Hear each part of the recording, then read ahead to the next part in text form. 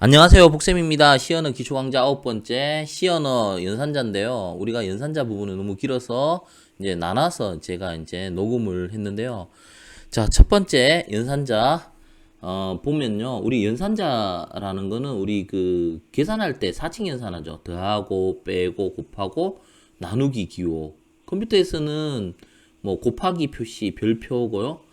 나누기 표시 이제 슬러시로 이렇게 나누어지고요. 나누기를 사용할 수 있고요. 보면 이제 A와 B 이제 연산이 되어지는 걸 우리가 피연산자를 하고요. 중간에 이제 연산을 할 수 있는 연산자가 있습니다. 자, 그러면 우리가 여러 가지 연산자가 있는데요. 먼저 대입 연산자부터 설명하도록 하겠습니다. A는 10 하면 10이라는 값을 A에 대입해라. B 꼴 A 하면 A라는 값을 B에 대입해라. C 꼴 A 플러스 10 하면 A에다가 10을 더한 값을 C에 대입해라. 결론은 뭐냐면요. 위에 보시면 A는 10 하면 10이라는 값을 A에 집어넣어라. 이런 것들이 대입연산이에요. 자, 산술연산은 우리가 이제 4층 연산 같은 거 있죠. 더하고 빼고 곱하고 나누고 여기에서 이제 좀 눈여겨봐야 될 게 이제 나머지 구하는 연산자가 있습니다. 퍼센트예요. 요거 나머지를 구할 수 있다라는 거. 그 밑에 예문을 통해서 보겠습니다. A와 B 먼저 변수를 선언하고요. A와 B를 이렇게 두 수를 입력받아가 두 수를 이렇게 A를 여기 놓고 B를 놓고 이게 더하기 기호 이건 그대로 출력하는 거죠. 그럼 결과값은 A와 B를 더한 결과값은 얼마냐? 마찬가지로 A와 B 놓고 A와 B를 뺀 결과값 그 다음에 곱하기 나누기 이건 뭡니까? 나머지죠. 그래서 두 정수를 입력하세요 하면 사용자가 9 그리고 한 칸 띄우고 2를 입력받으면 두 개를 더한 값 두 개 뺀 거 곱하고 나누고 나머지 이거 한번 보세요. 이거 9에서 2를 나누면 몫은 4고요. 나머지는 1이죠. 이게 나머지 구하는 겁니다. 예, 요거 목은 위에 있죠. 나누기 2 했으니까 이제 4. 요거 봐두시면 될 것 같고요. 자, 이번에는 두 개의 실수를 입력받습니다. 실수를 입력받을 때는 퍼센트 F라고 해야 되죠. 요거 주의하시고요. A와 B 얘가 이제 더한 거, 뺀 거, 곱한 거, 나눈 거. 보시면 두 값을 더했는 거, 뺀 거, 곱한 거, 나눈 거. 자, 그 다음에요. 목과 나머지 연산인데요. 19를 2로 나눈 목 하면 19 나누기 2 하면 되죠. 나머지 구할 때는요. 퍼센트 붙이죠. 이렇게 했을 때 목은 여기는 19, 이거 오타네요. 그죠? 9를 2로 나눈 목 하면 4가 되고요. 9를 2로 나눈 나머지는 1이 되죠. 그죠? 만약 이게 19라면 어떻게 됩니까? 9가 되겠죠. 몫은 9가 되고요. 그 다음에 이게 19일 때는 나머지가 1이 됩니다. 자, 그 다음에 실수를 나머지 연산할 때는 요거 함수를 사용해야 돼요. modf라는 함수를 사용해야 되는데요. 요 함수를 사용하기 위해서는 뭐가 필요하냐면요. 요 라이브러리 math.head 파일이 필요해요. 요 라이브러리가 필요해서 include 해야 돼요. include math.head 해서 추가하고요. 요 함수를 사용하면 자 여기 보면 플로트죠. 실수죠. 둘 다 A와 B도 실수고 이건 더블이죠. 예, 더블입니다. 더블도 요거 실수죠. 요걸 나눌 때 어떻게 합니까?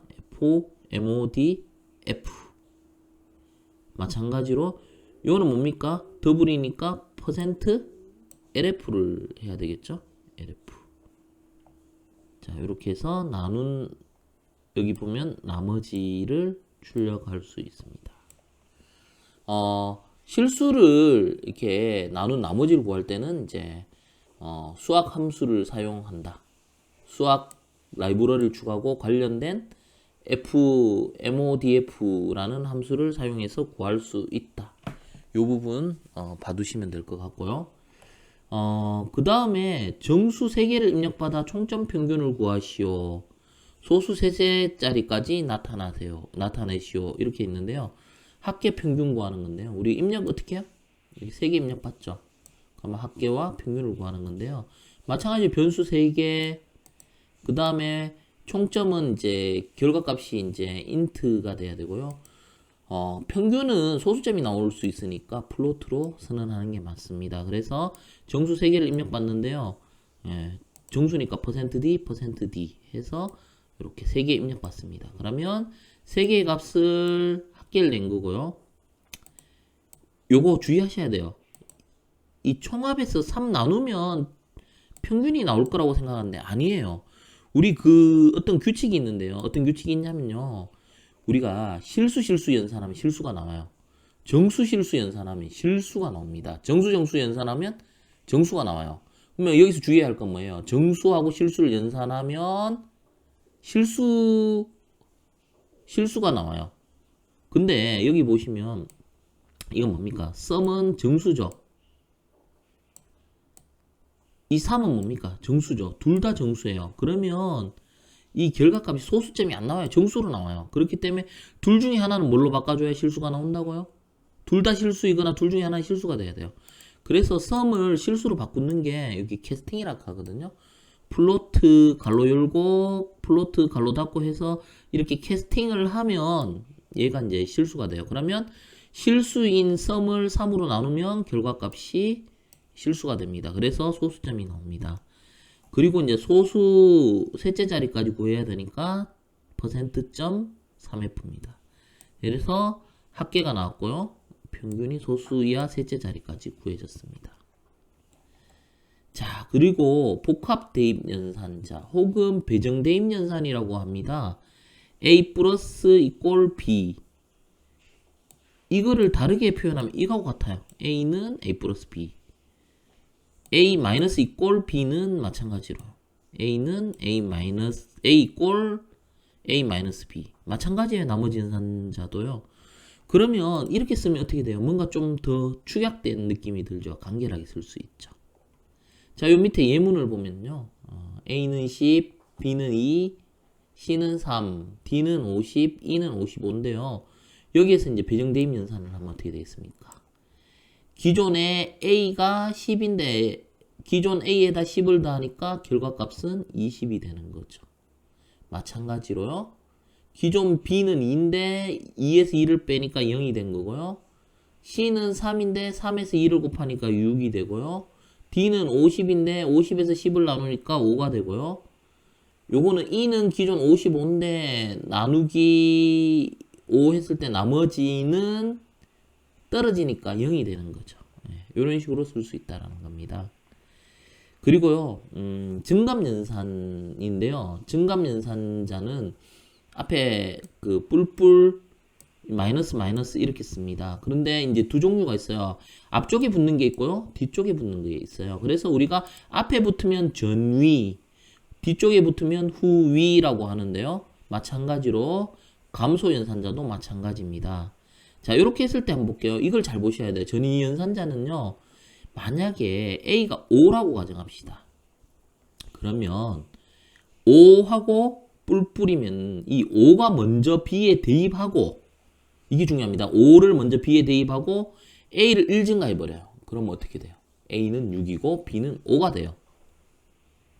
만약에 이걸 후위 증가 연산으로 표현한다면요, A가 5라면 뿔뿔 하니까 A를 먼저 증가해요. 그럼 A는 6, 그 다음에 B에 넣으니까 B도 6입니다. 분명 차이점이 있죠. 그래서 여기서 다시 한번 요약하면 먼저 값을 할당하고 그 다음에 증가할 것인지, 증가하고 난 다음에 값을 할당한 것인지, 요 차이점을 잘 알아두셔야 됩니다. 자, 그 예문이 있죠. 10입니다. 저는 아까 5로 이제 설명했는데 10일 때 이거는 어떻게 되겠습니까? B는 어떻게 될까? 이거 먼저 뭡니까? 먼저 증가부터 하라는 거죠. 11이 되고 A는 11이고 B에 넣으니까 B도 11입니다. 둘 다 11이 되는 거예요.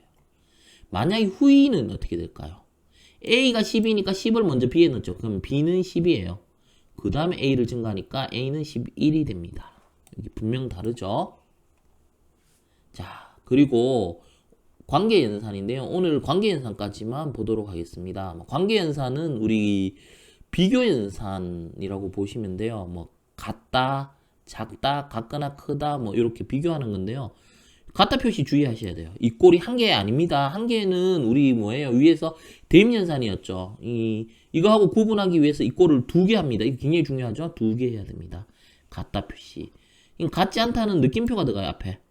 요거는 뭐뭐보다 작다, 뭐뭐보다 크다, 뭐 작거나 같다, 크거나 같다. 뭐 요런 연산자들이 있어요. 우리 그 수학할 때도 많이 봤죠. 좀 특이점만 제가 아까 이 꼴 두 개 쓴다, 같지 않다 표시 이렇게 한다. 요런 것들만 눈여겨 보시면 수학하고 똑같습니다. 시언어에서는 우리가 일반적으로 참인 경우 1이라고 보고요. 거짓인 경우 0이라고 봅니다. 그래서 A와 B를 비교했을 때 같다, 같은가, 참이면 결과값이 같지 않죠, 지금. 그러니까 거짓이 되니까 0이 나온 거고요. 요거는 같지 않는가 보니까, 같지 않으니까 이게 뭐예요? 참이 되니까 1이 나오는 거고요.